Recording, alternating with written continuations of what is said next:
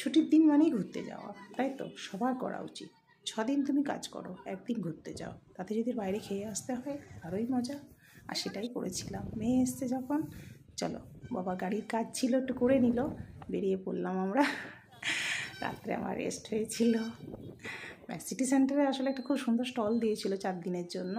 তো চল, যদি কোনো পছন্দ হয় কিনবি। মেয়েকে নিয়ে গেলাম। আর ভিডিওতে তো ওরা বেশি আসবে না, ব্যাক সাইডই শুধু, বাপ বেটি সব সমান। চলো ঘুরে এলাম, দারুণ জায়গা।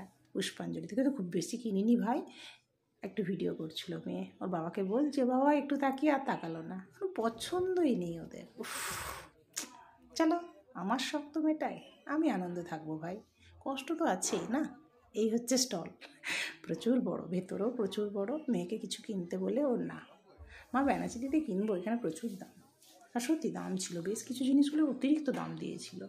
তো একটা শেষমেশ পছন্দ হলো, যে একটা তো নেই, এটা নিবে না, এটা খুব বড় মোটা মেয়েদের।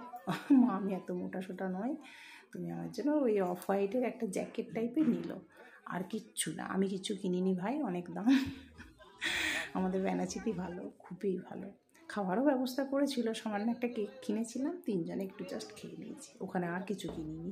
ব্যাস, আমাদের সুন্দর ঘোরা, দেখা, কেনা, একটু লিফটে চড়া, আরও অনেক আনন্দ।